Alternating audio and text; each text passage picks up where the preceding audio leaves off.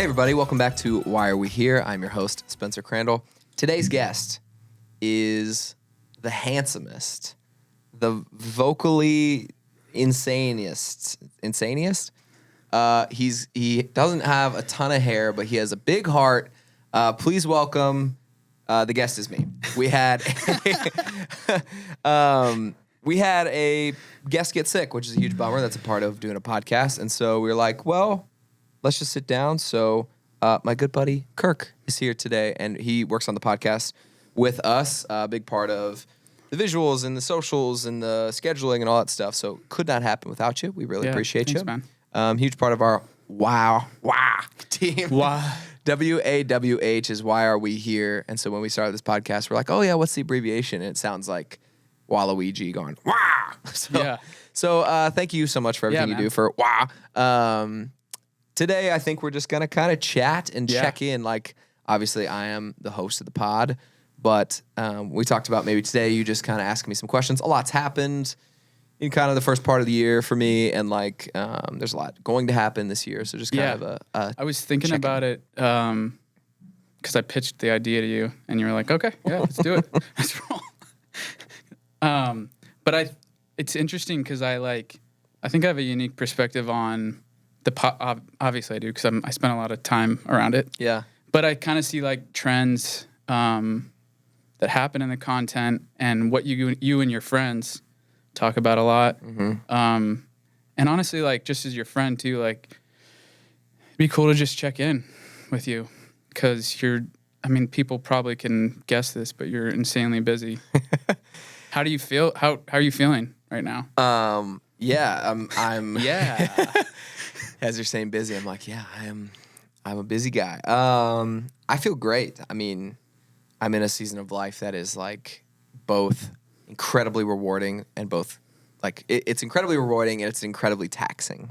So like obviously the tour with Lauren and Elena has been incredible, and did another 3 shows this last weekend and got home and I just like slept for like 12 hours. I'm not a huge sleeper either. I'm kind of a get up early guy and like you slept just needed it. Oh my gosh, yeah. I like was passed out all day yesterday.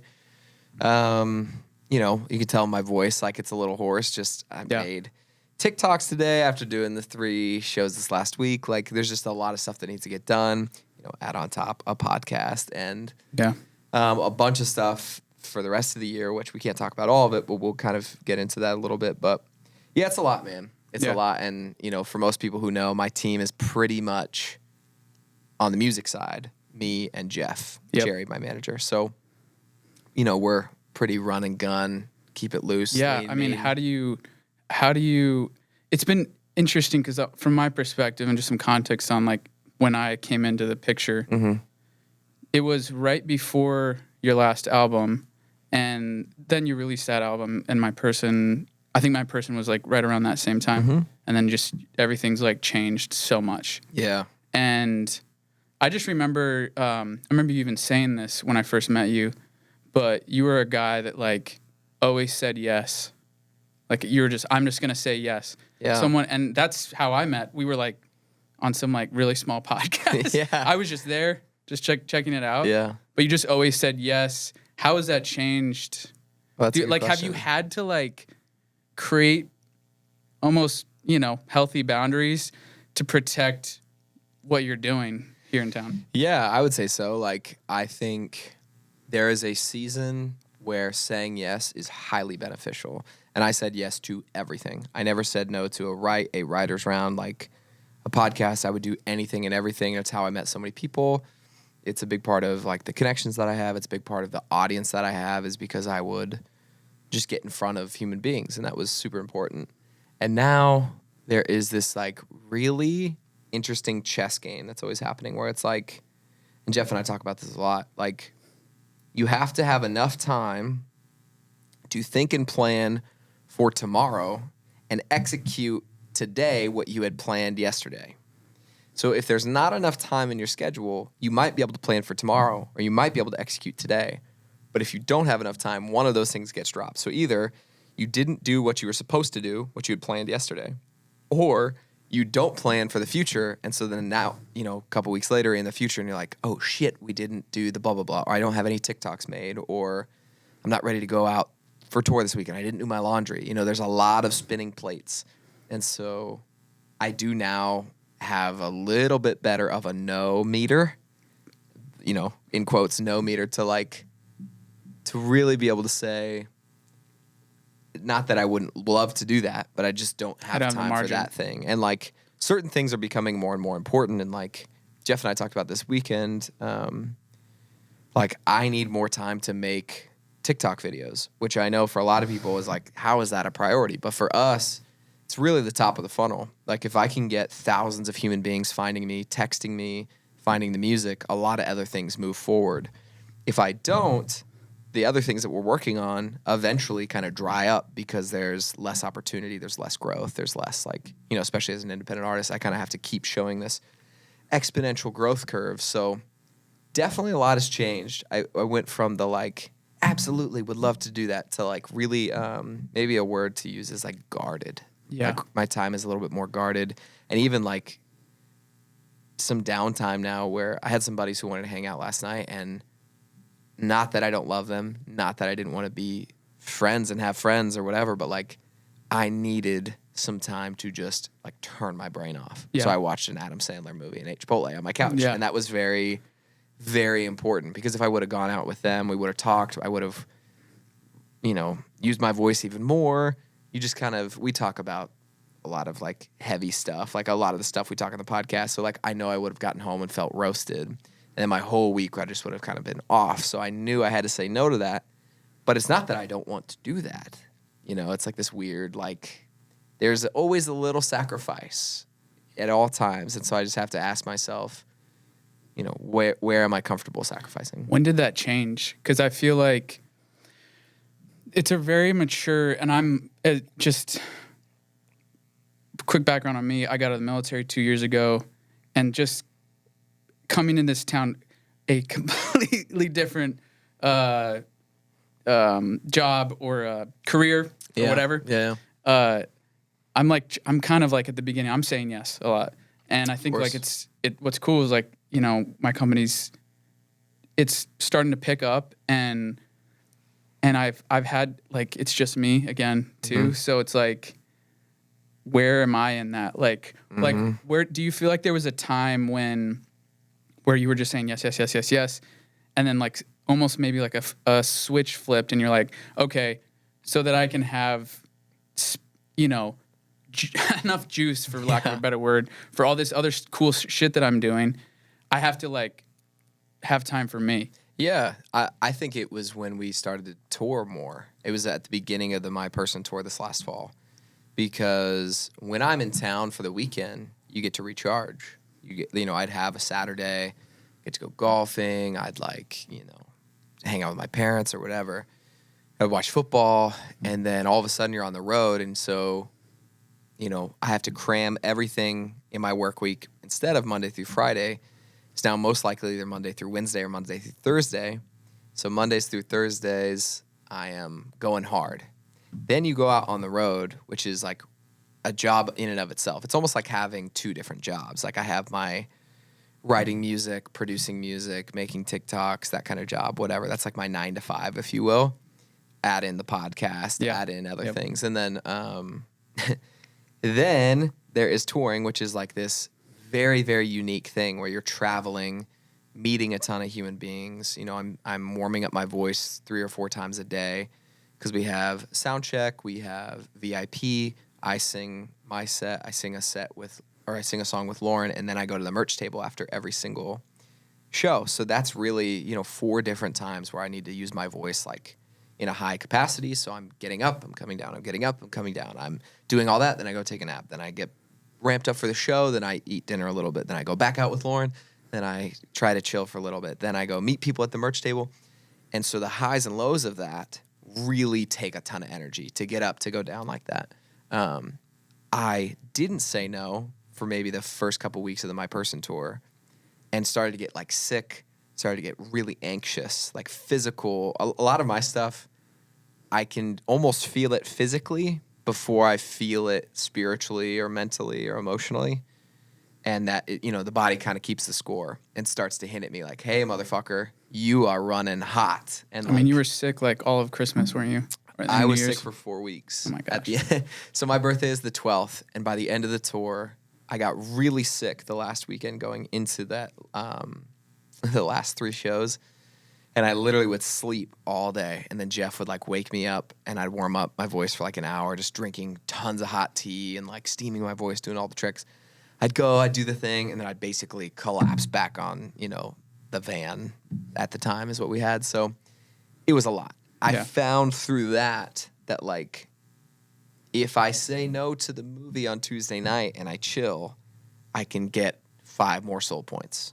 And if I don't go grab coffee at that meeting and I make it just a phone call, I can get 5 more soul points. Because what I was doing is going into, and this is stolen from one of my favorite podcasts, You Made It Weird. He talks about, with one of the Duplass brothers, they talked about soul points. And it's one of my favorite analogies because I was going into soul debt. I was negative in my soul account. And eventually that catches up with you. And I think your body gets mad at you. My brain was getting mad at me. Like you're just so anxious and sad, or I'd catch myself doing things that I really like, and like I don't know. Well, I mean, burnt. It can't be more important than that can't be more important than to anyone than someone that's in, like, I'm butchering this setup, but it can't be just like someone who's involved in a creative field. Like there's so much of you that like you kind of breathe life into like what's happening, the vision for this project, down to like what TikTok we're posting today. Yeah.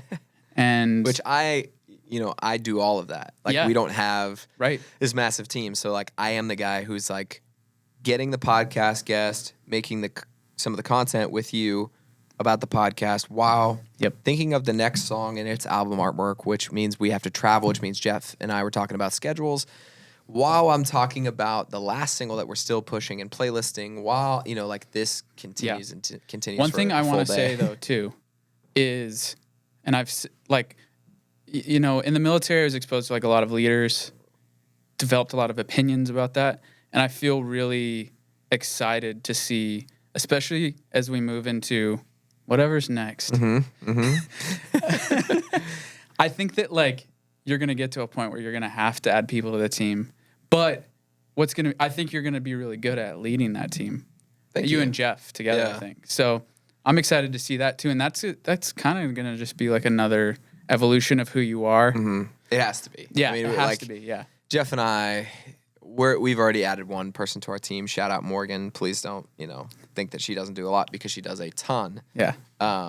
Morgan's actually really helpful. Jeff and I talk about this of like, she helps free up some of the stuff that needs to get done today. So she is running around, like helping us with things and assisting us in our lives so that Jeff and I can take that meeting and talk about tomorrow, the next week, the next month, the next year. We could probably use 4 or 5 more human beings on our team across many different facets. But yeah, I think that's an important piece of like, I don't want to be the guy who never signs, who never adds somebody to the team, and then you just plateau because you can't give up any control. So part of being a great leader is learning to delegate. And so Jeff and I are getting better at that. We are. How have you felt that or experienced that when it comes to the podcast? Oh, to the podcast? I mean, the podcast is like a whole nother beast because I know how to do music stuff fairly well because I'm in year 8 of that. Yeah. The podcast, I feel like I'm such a baby. Like I'm learning so much. I'm hearing that TikTok sound. Yeah. I'm a baby. I'm just a baby. Exactly. I feel like I know how to post about music. I know how to schedule music. I know how to do all that stuff. And like the podcast really just is this whole different thing. And I thought it would be closer than it is. And I don't think it is. I think it's like a very different entity, long form, nuanced conversation. It comes out once a week. How do you keep people excited? How do you keep listeners listening throughout the whole thing? It's a very different world. Yeah. And so I'm learning a ton there. The delegation part comes from having guys like you, our XPLR Explorer, friends who are listening to us right now, and helping us edit this stuff and like micro content. Yeah. All of that. my goal for the podcast is that I can almost do as little as possible. Yeah. Not in a lazy way, No. in a way that is just like, how can I have you and the guys help me in every single facet that you can, so that all I'd worry about is like guests that I want to have on and posting content about the cool interview that I already did. Yeah. And hopefully that's all that I have to do. It Yeah. really has gotten to that point. It's Yeah. very little, Good. you know, overthinking and stuff that happens there. But Yeah. I would say it's another. I mean, we're big piece of my sitting life. today.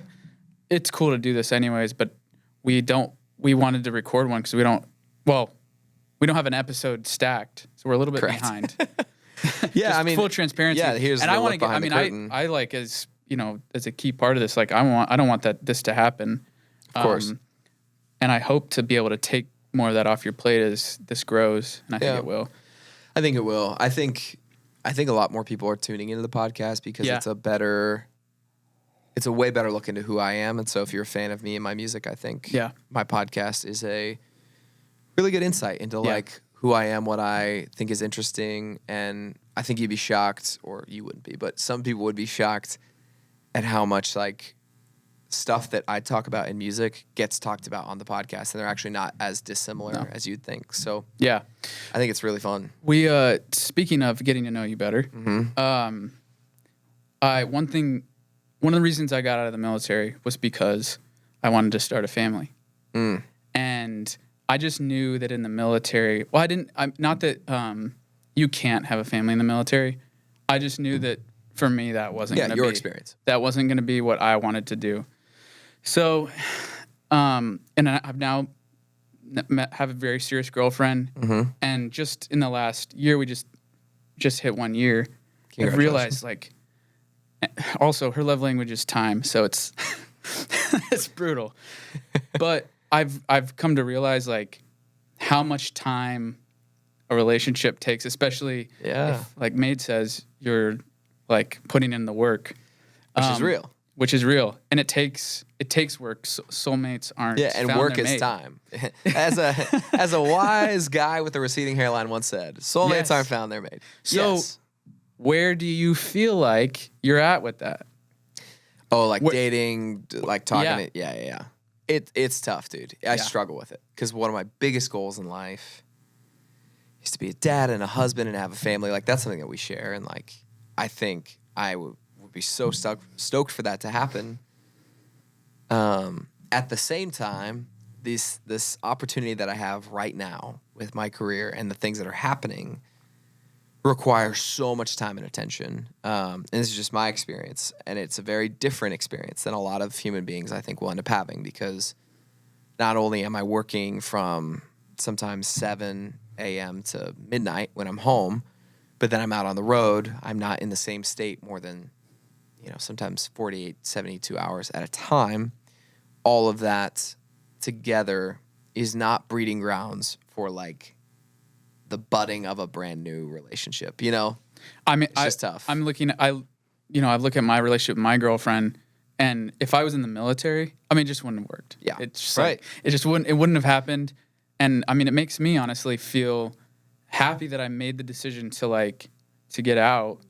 And I think for you, I think I'm also a little bit older than you. I'm 31. Mm-hmm. You're 27. 7? Okay. Yeah. Like, do you feel like really it's just going to have to become a priority for you at some point? Like, you're going to have to choose. And that's the game, right? Yeah. Like, at what point does it flip? Yes. And I go, I have to, because there's only so much gas in the gas tank, or like there's only so many RPMs that I can burn at, or whatever. I'm not good at cars, so I don't know this analogy. But there's only so much time and energy that I have. Yes. At what point do I need to take some from the music is my girlfriend bucket and pour it into finding an actual girlfriend bucket? Yeah. That's a great question. I hold out hope that maybe it could come organically, and it's not something I really need to stress about. But at the same time, I also know, like, if you don't put in any time and effort into anything, it's really tough to see any results. Like, if you don't ever plant any seeds, you're probably not going to have any fucking corn. Well, not to discourage you too, it's like it took more time than I thought. Dude, it's like I've been in like long-term serious relationships, and I don't remember 100% because time is weird. Yeah. But when I think back on them, I'm like, oh my God, like we would spend Yeah. so much time together. And that it needed that. Yeah. 100%. And so, yeah. Yeah, there's not like a definitive answer. I would say I look forward to that. I think there is this like, which maybe this is the trap and this is how I fucking die alone. There's this like mountain. And if I can get over that mountain, I feel like the music stuff doesn't necessarily get busier after that. Like even something like touring. Well, even just it having actually gets budget, easier. Yeah. budget to hire team. Correct. Like a lot of stuff actually gets taken off my plate. Yeah. I think I watched a lot of guys do this or are going through this. Like I watched Chris Lane. He was around my age is kind of when we met. Maybe he was a couple years older than I am. And, he was at that, like, I have a number one foot down on the gas pedal thing. And then it felt like as things got easier musically, and this is all speculation, so whatever. But I feel like I could have a similar trajectory if that was his trajectory. Is like, maybe early 30s, I'm like, okay, I'm not fighting to be in this industry, like, just as a human being anymore. People know who I am. Yeah. I have something that nobody can take away from me. Yep. Financially secure, check some boxes. Maybe it's time to go out with the girl at the coffee shop. Maybe it's time to whatever. Yeah. Not that I don't, but like I'm a very particular person, as I'm sure that you know. Yes. And so, yeah. And like and everybody's this way, but I do think like I get very I cut things off very quickly or I go all in. I'm just this kind of I'm person. The same, man. And so I can feel, and maybe this isn't right, but it is what it is. And here's my red flag. Red Flags drops March 18th. Link in bio to pre-save the new single. Here's my red flag is I will cut off things if they're good, but they're not great because I'm like, well, I don't have time for like the building, phase. So it's either got to be like red hot. And so I'm like, sick, let's do it. Or I get out. But anytime I think it's been red hot, it's actually just rose-colored glasses. The reality is you meet somebody and you have to work and get to know them and like build a foundation. So like, yeah, that's my red flag. Because I'll dip out because I'm like, yeah, it's fine. But like, is it my wife? Yeah. I don't think so. Or I don't know. So I'm out. I feel like it's because there's just this thing in your life that you care so much about more. So that's your music. I do. And that's the like gross realization.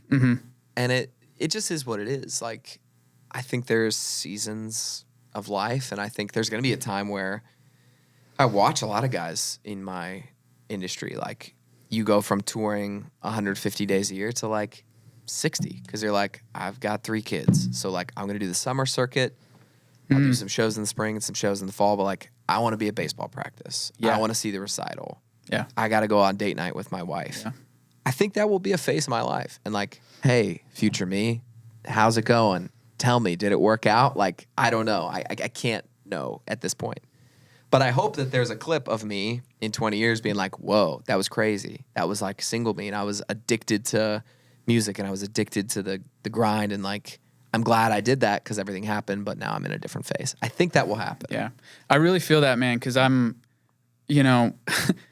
without revealing too much, just like that's one of the biggest things between me and my girlfriend is like, I have to spend so much time investing into this thing that I care so much about, this business that I'm starting. And I mean, ultimately what I, in my mind, it's just a choice. Like I have to choose her, and that's what I'm doing. And I don't think that's bad if you don't make that choice right now. I don't think you feel that and I'm way. not trying to like demonize myself or anybody else who's doing that. It is just this like, maybe gross isn't the right word. It's just it's a realization that I am not prioritizing what I always thought that I would at 27. I always thought I was going to be the 27-year-old with like 3 kids already. And like, I grew up in a conservative family and meaning more like religiously almost. Right. Like I come from the church, and so like most of my friends were getting engaged at like freaking 19. Same. Like the schools that I looked at going are Wheaton and Bethel, and like the jokes at those colleges are like ring by spring. Yep. Like freshmen are getting engaged. And that was just the thing. People start families. By the way, there's absolutely nothing wrong with that. No. But I genuinely thought that was going to be my life. A lot has changed and happened, and I've grown and just found some other things maybe. And like through that, really found that like I want a family, but I am in no rush to do so. Yeah. I feel the same way about a record deal as I do about marriage, which is like it will be awesome Can't when wait it to clip happens. that. It will be awesome when it happens, but I cannot force it, and it is out of my control. So when people are like, when are you going to sign a record deal? That is, to me, like asking me, when are you going to get married? It's like, when I find a champion in town, when I find my person. Yeah. Hey. You know, like that will happen, and I think that's going to be out of my control. Yeah. I could also spend a ton of time looking for, you know, if you're drinking at home, my person. And I could spend a ton of time looking for this human being and still not find them. Yeah. And then be like, okay, well, why am I burning all of this time and energy to do that? So yeah, it's I mean, this not mind fuck. not in a way. This just how it happened for me, I guess, is that before I met my girlfriend, like 2 years before I met her, I actually took a year off from dating, and I was like, I'm gonna reapproach dating. It's going to the way it's gonna happen for me is I'm gonna kind of just do me and pursue my passions, and then hopefully like someone comes alongside that. Right. And that's what happened with Haley. And Well, that's good news. Yeah. That makes me happy. Yeah. So I don't know, Mac. I honestly, like, I think this is really fueled by our generation of like swiping right and like there's such a I don't know what's really cool about the Why Are We Here platform is that, you know, we can give space to these, like, I think that maybe there is something spiritual to like meeting your person. Yeah. And like you trying to like grasp control of that is probably maybe not the right way to do that. Correct. You know, a lot of the stuff that I'm reading about right now, like there's a really cool guy on the internet. His name's Ryan Holiday, and he talks about like stoicism. And one of the main rules of stoicism is understanding control.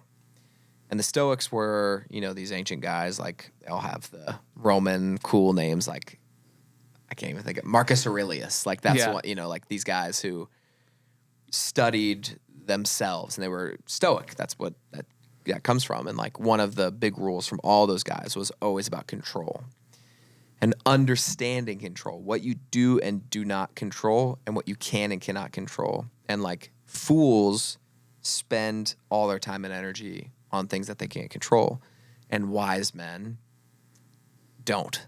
And so I'm always torn between like effort and like worrying about something I can't control. Because there's a fine line between like putting in work and then like worrying about something that can't happen. Meaning like I could swipe and go on a bunch of dates and whatever. It might up my odds slightly, but it's not necessarily guaranteed that I'm still going to meet that person. Or do I kind of, you know, almost in a sense give it to God, if you will, and like I'm just going to see what happens, and I'm going to do me, and the version of me that is the best me will attract the best version of the person that I'm supposed to be with. Yeah. I kind of believe in both. I don't think they're in opposition of each other, but what's interesting? It's tough to know which one to like dive into. Right. What's interesting about what I love about songwriters and songwriting, and what is so special, I think, about Nashville, and it's one of the reasons I'm here, is that like I believe there's such a spiritual aspect to like songwriting. It's I believe in muses and inspiration, and sometimes I feel like songwriting is and gives you the ability to sort of press your face up against the glass of like the spiritual realm. Mm-hmm. But you have to show up to that songwriting Right. gig or thing, you know, It's a right. You call it a right. Yeah. But like you're 100% right. If you have to say if you think that you're gonna be driving down the road and a full chorus of the dance is gonna pop into your brain, you're fucking stupid. It will not happen. What I love about my sports background is that I was taught show up every day. Yeah. And that's the reality. Like, there's so many times I do not want to go write, or, you know, let's be honest. I'll be like, fuck, do I really want to go do a podcast? Do I really want to go record TikToks? Do I really want to go? I know a lot of people will be like, what the heck? But like, there's times where I'm like, dude, I don't want to go play shows this weekend. It has nothing to do with like the fact that I love playing shows. And I love meeting human beings. It's not really the shows. It's like exactly the travel. Exactly. If I could walk out my front door and like rock a full sold out crowd, hell yeah. And walk back into your room. Yeah, but like, dude, when you're waking up at weird times and your voice hurts and like, you know, you're eating weird food because there's no thing open after the show, like there's a lot that goes into it. Yeah. All of that to say, like, I don't always want to do those things, but I push myself to do those things because I know that I have this dream, and to be in alignment with that dream, you show up every day and you put in the work. And I learned that from playing football. I learned that from wrestling. I learned that from my parents. But then there's also this thing with like dating and like the spiritual side of even just life in general. That's like, you can show up, but then a lot of it's out of your control still. So like you can sharpen yourself and become a better version of yourself. But then a lot of it is more just like open hands and just acceptance and like surrender and patience, which those words, not great at. Same. The stuff that I write I have like a 5-minute journal and I do it every single day. And it's like, I am like kind of like this like little affirmation portion of it. And I always am just writing like relaxed, surrendered, patient. Meanwhile, I'm like doing it really fast so I can get to a meeting, like relaxed, patient. You know, like that's every day for me. And like, if there's words that I really need to work on, it's those. Yeah. It's surrender. And like, so my show up-ness is always going to be there. It's like who I am. Yes. That's why like saying no for me is actually a version of saying yes to myself. Yes. And not showing up to certain things is showing up for myself. That's a huge paradigm shift, I think. And it's paradoxical because I didn't think that they would be in alignment with each other, and they are. Like, opening up time for myself is actually how I move forward sometimes. You know, it's almost like pressing the brakes is how you, like, if you were playing Mario Kart and you hit the brakes and that's how you won, you'd be like, what?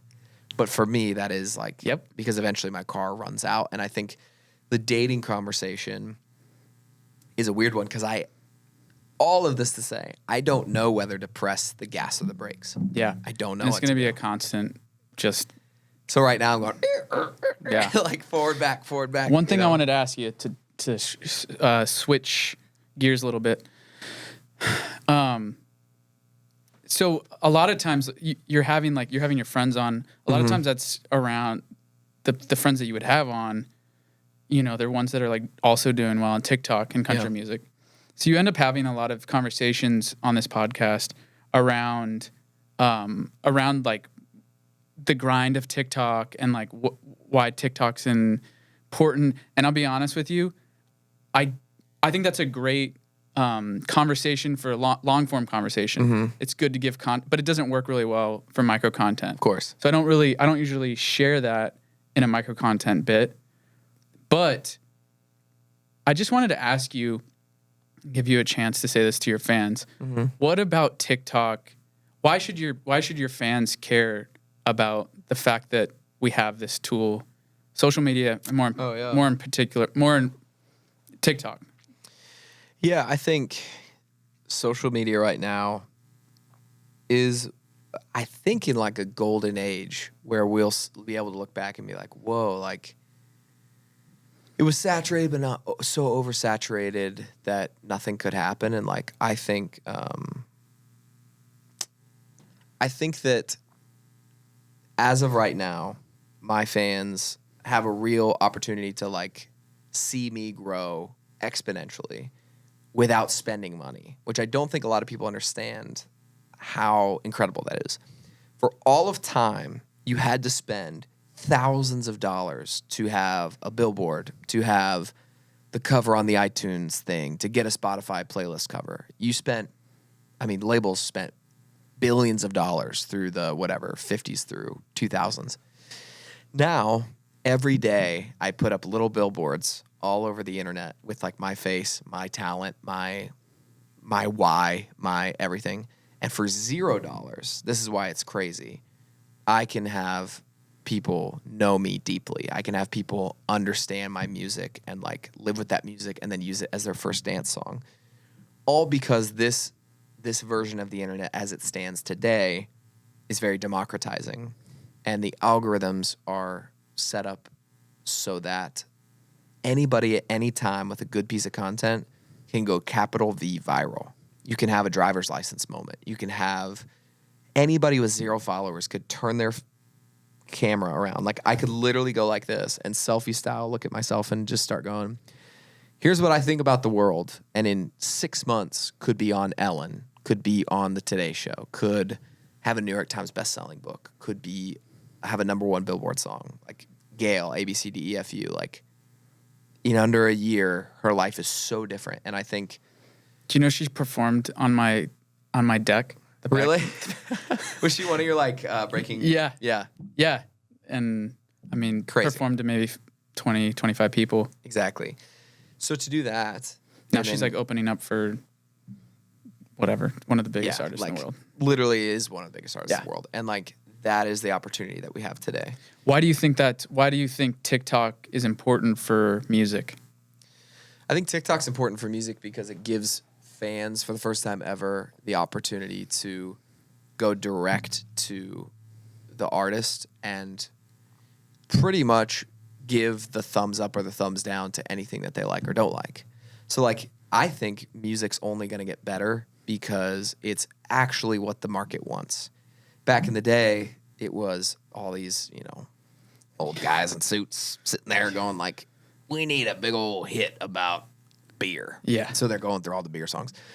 The market might want that. So like if the market wants that and that aligns with those guys, awesome. But like the market said, we want a song about getting your driver's license and like driving around that neighborhood and like We want that song might have so died. bad. Right. That song might have died on the cutting room floor in a executive's office. So for the first time, I can go direct to my consumers and say, do you like this? And they can say yes or no. And because of that, I can like have a career. It's just incredible to me. Well, I mean, Take it off my what I think, why I think that's important too, is because it shortens the distance between what I feel like is many times this gift. This song is a gift. Mm-hmm. A B C D E. I don't know how that song's been used. Maybe it hasn't. Maybe it's just like, but it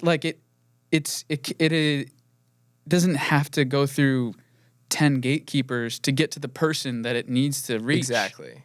It's a great way to say it. It's like my person has changed my life, and I think it's because it didn't have to go through 25 gatekeepers to then get it on the radio, which like it kind of does with, Spotify and the highway, and these things still exist. And trust me, if you're listening at home and like, is there a political game that goes into music? Yes, very much so. That's very much alive.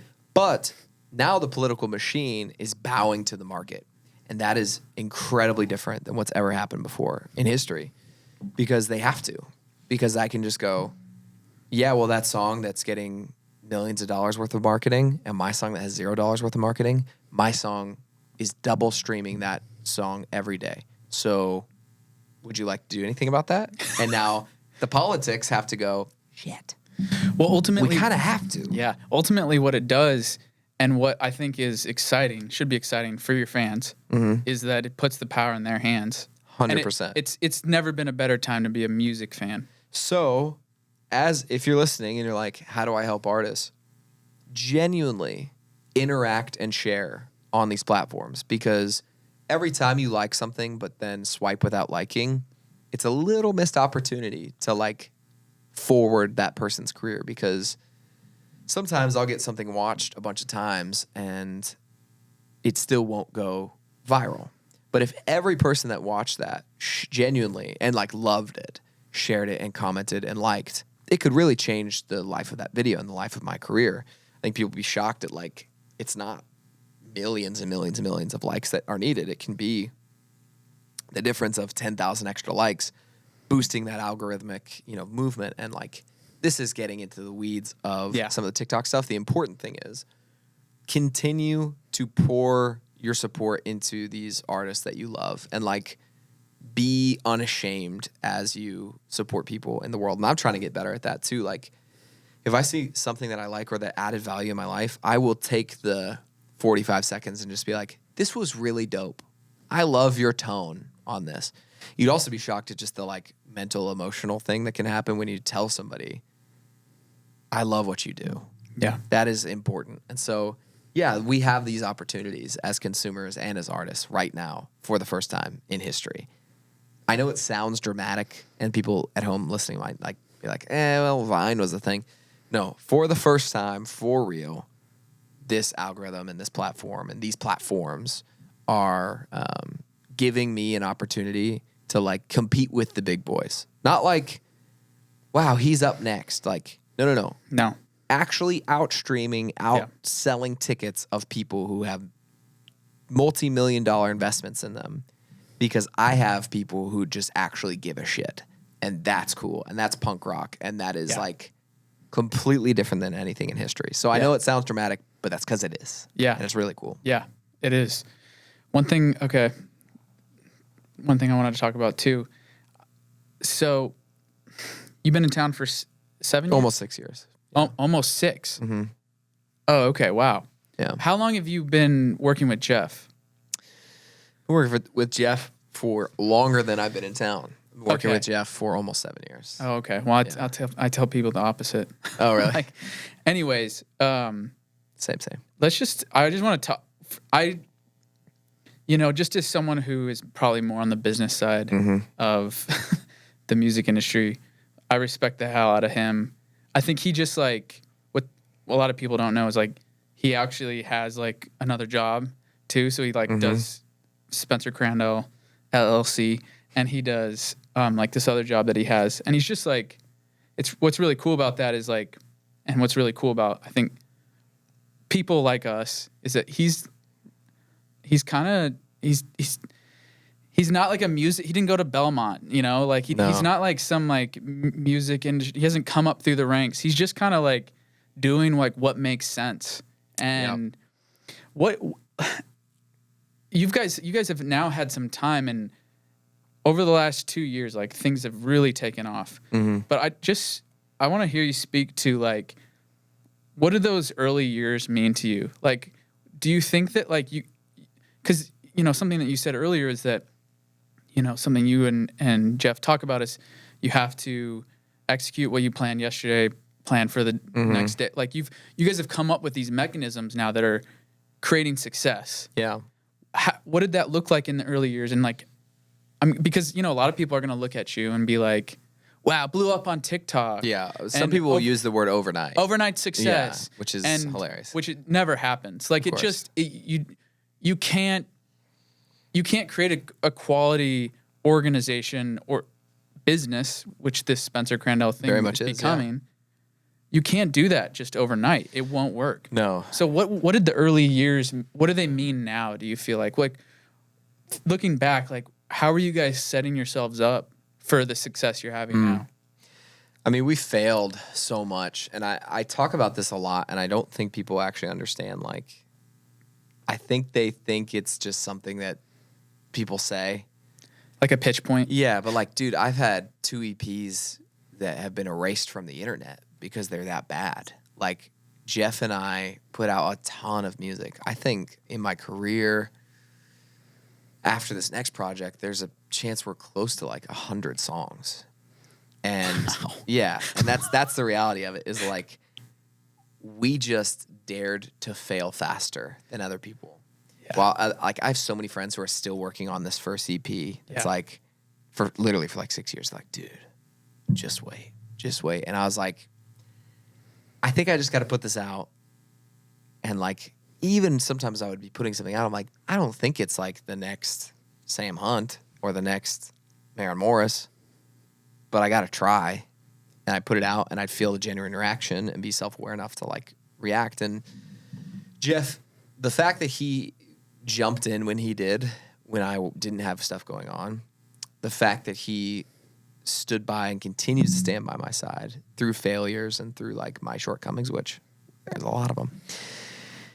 And the fact that he like understands my vision and then amplifies or multiplies that vision, like for real. Because like a lot of artists give something to their managers and they just make it a shitty version of it, like because they want it to be like safe or they want it to be like palatable or commercial. Yeah.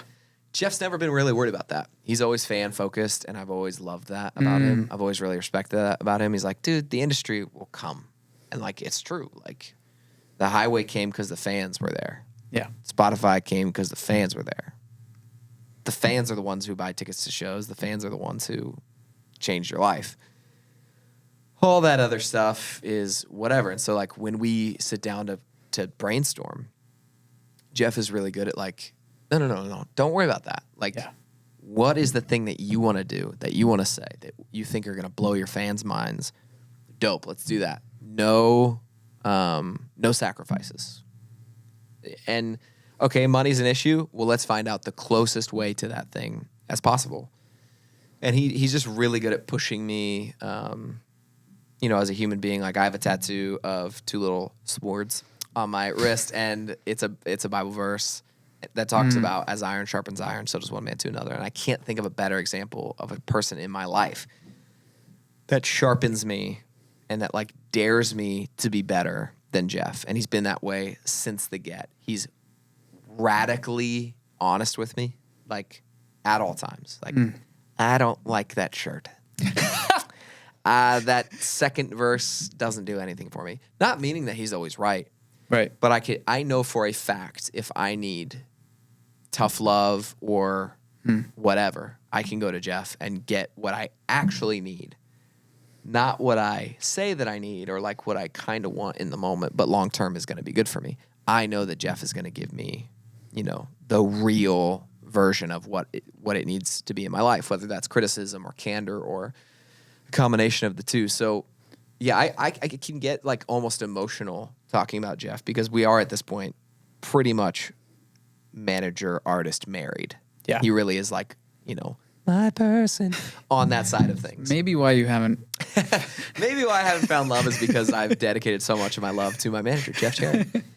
But like he is, and then obviously beyond music, like he's just a great friend. Yeah.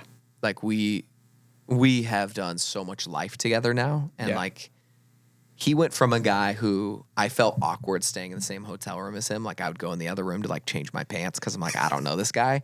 To he'll be at my wedding. Yeah. And that's a really like, we both dared to go on that journey together and we never really even thought about, all right, I'll speak for myself, bowing out at any point. Yeah. We just kind of always trusted the process of put something out that you think is great, gather data, reload. Yeah.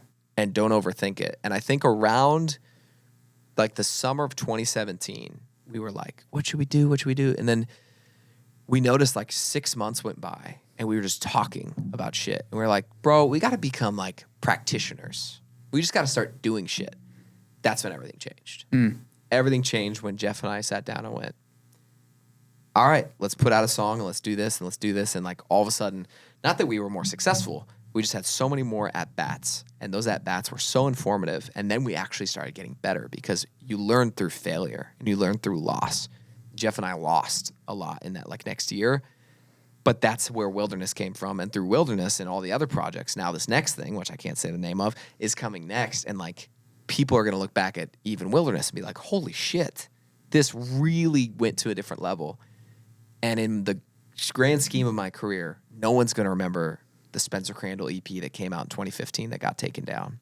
But we were brave enough to do that, knowing that we're going to have a greatest hits album someday because we put out 10 albums along the way. Yeah. And that's a lot of that's because of Jeff and the way that he thinks and the way that he acts and his kind heart. Say for an artist who just moved to town and, say they don't have a Jeff, Jeff is a lot of things, I think. Yeah, he's a man with many hats. Right. What sort of things are important? Like maybe a new artist, they just have a friend, that they can lean. I see like a lot of artists just like reaching out. They're just like they just want to talk about content or how to do it right or like. Right. What sort of things should new artists look for in and someone to partner with, I think. I would say you shouldn't look to partner with anyone, which I know is counterintuitive. But I actually think like the reason that Spencer Crandall Music is doing what it's doing today is because I never asked somebody to do social media for me. And I never asked somebody to give me tips. I just learned how to do it. I would say as far as the management front, Jeff has been instrumental in like helping me find my sound, keeping everything in order, all that stuff. But like, I would tell a lot of new people, wait until it's so obvious that you need help, like to give away a piece of your career early on. I guess this is coming from my anecdotal experience, which is like a lot of people being like, I want this big manager. And I'm like, remember the word you're saying here, to manage. What are they managing for you? Are you just being lazy? And this is just kind of a harsh, hot take. Yeah. Are you being lazy and not wanting to do something on your calendar, so you want to give that up? Potentially. And like, that's the thing. People do that, and there's nothing wrong with that. But I think a lot of artists could really benefit from like putting on a lot of these hats and trying to manage their career for a long time until it gets to that level. And for everybody, that's different. But give yourself a full year of learning TikTok, learning the internet, let's call it, because the internet could completely change in 6 months, which is terrifying. Yeah. Go learn these things. Go sit and be, a producer with your producer. And like, I did that. I made this mixtape that isn't very good, but it's still out. And like, that's where I learned how to produce, because I just sat there and went, why'd that happen? You press that button and now it sounds like this. What'd you do? I asked a million questions, and like, instead of asking for help in your career, I would say build community like laterally, where everyone in your class is like, I love that person and I would do anything for that person. Glean the wisdom and the like friendship from those people. And then as you start to move up, either one of those people on your level is going to make a ton of sense, or someone ahead of you who can go, oh my gosh, dude, you're killing it. I would love to help you avoid these mistakes and manage some of your things. I think that's wise. But I would say be patient. A lot of people I talk to, they get a management deal on the table. 6 months goes by. They don't sign it. They're pretty happy that they didn't sign it most of the time, because you learn so much in 6 months or a year, especially when you're first moving here. And that can tie you up for a really long time. So I would say, like, be careful. Wonder why people want to work with you. Like, is it because you have success? Is it because they are the kind of person who just throws 12 pieces of spaghetti at the wall and sees which one is Luke Bryan? Is it, there's a lot of, like, questions to ask when working with somebody. The good news is I really found somebody who, from day one, was like, you can walk tomorrow, dude. I don't care. I just want to make incredible shit. And so that means it's not with me. I want you to go do that with somebody. Like, that's the people you need to work with. Yeah. Unless it's of that caliber, be patient. Give it a year. Give it 2 years. Yeah. All right. What do you want to say about what's coming? What do you like?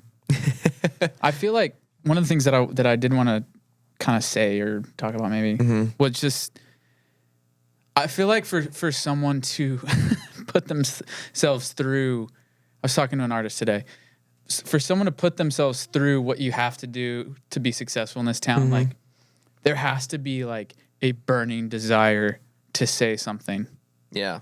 Like, really, I don't think like the narcissistic, like, I want attention, and maybe that'll get you so far, but like, to really connect, especially nowadays through social media and whatever, there has to be something inside of you that like just like feels like it needs to get out.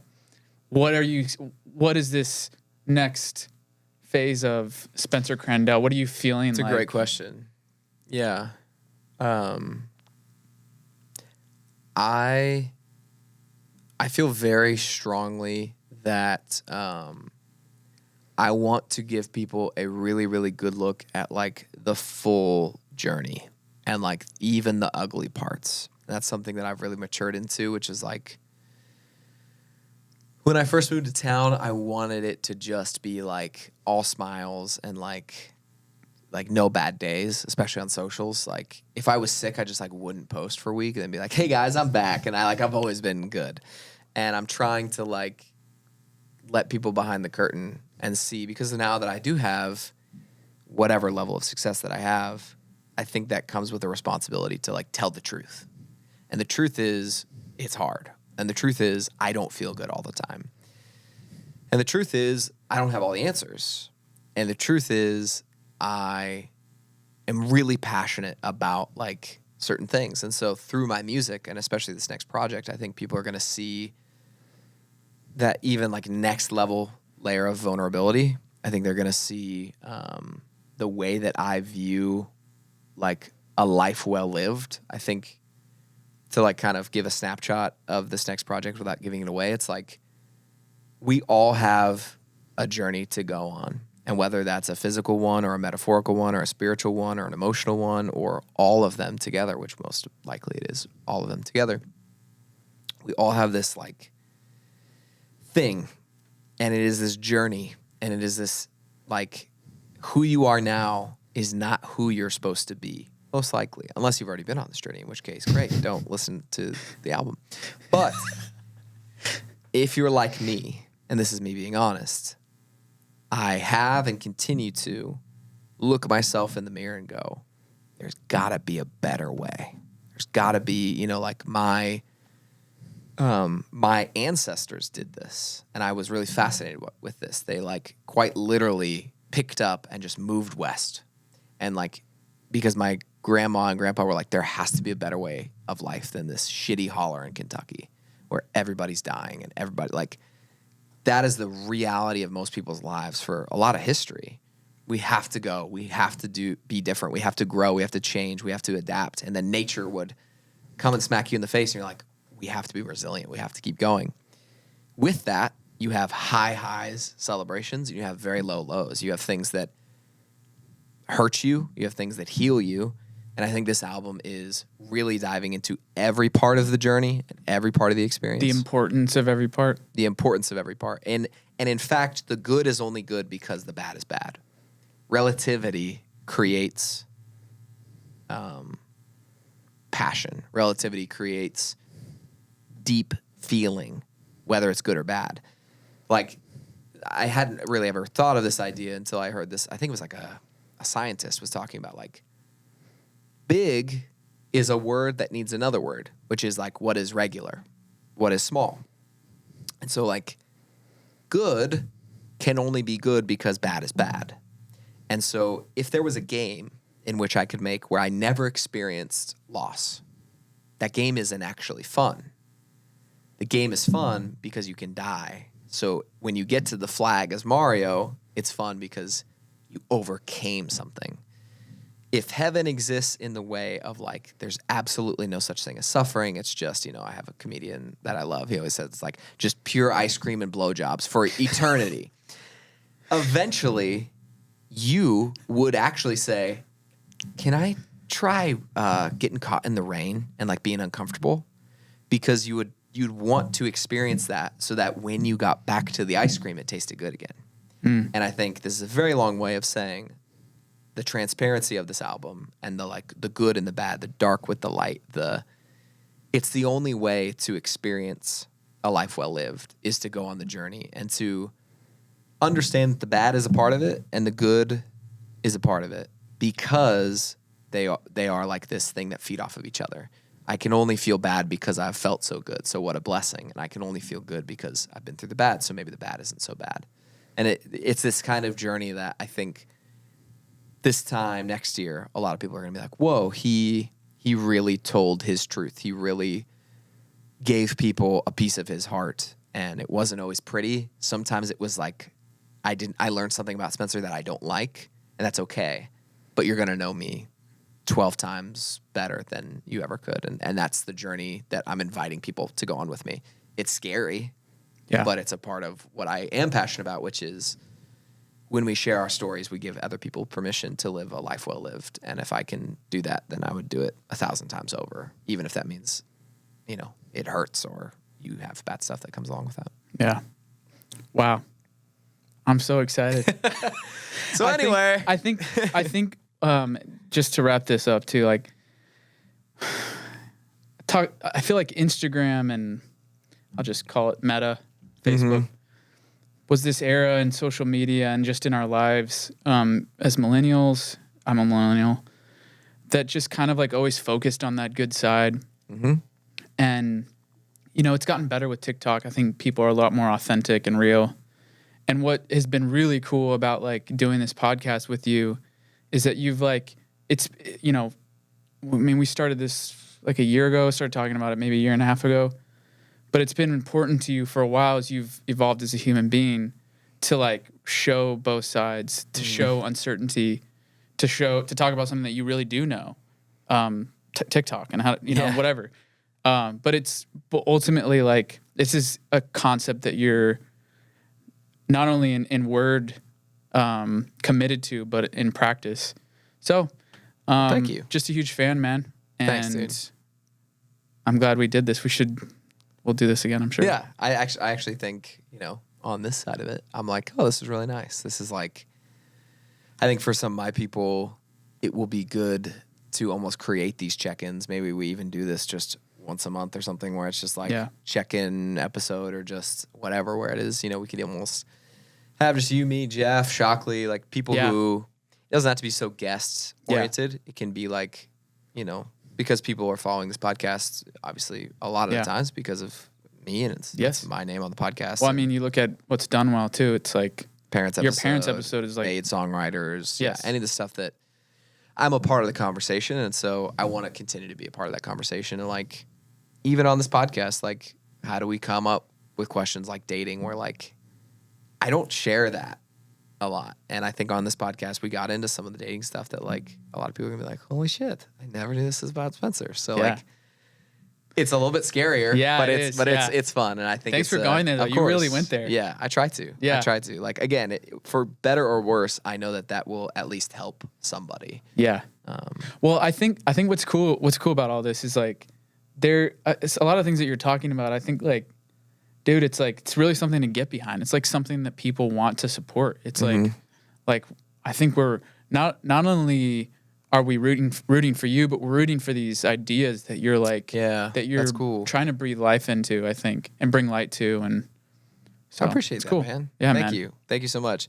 Love doing this with you. Yeah. Love our Explore Boys. Like, the podcast isn't necessarily this thing that has like blown up in the first year, but it's given me a lot of life, and it doesn't feel like I'm coming here and like spending a ton of soul points. I actually feel very filled up by this. So I love doing this, and I think it'll be cool to look back in 10 or 12 years and see. I think this does have the potential to be part of that journey and part of that thing for a lot of people, and like our guests, our listeners.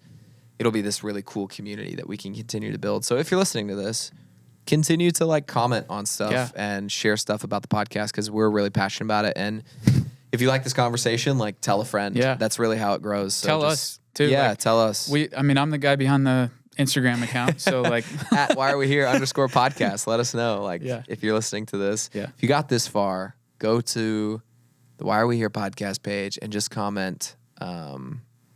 What's a good callback? Soul points.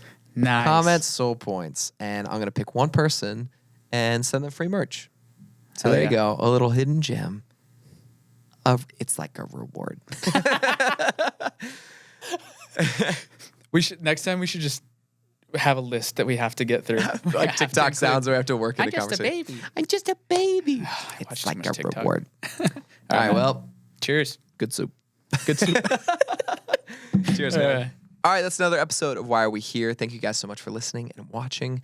Make sure to subscribe. Also, hit us on the @Why Are We Here _podcast Instagram. Really like this episode. I'm actually super curious to know if you guys liked it. So let us know in the comments on YouTube or Instagram or TikTok, or wherever you're enjoying this. We love you. We appreciate you guys, and just really, really excited about where the podcast is headed and everything that we have coming up. Much more guests for this season, and then I think we'll take a short break and then get right back into it into the summer. So we love you guys. We appreciate you, and enjoy the rest of your day or night or whatever you're going through. Whatever you're going through. Hey, we don't know what you're going through, but go through it, baby. Go through it with us. Why are we here?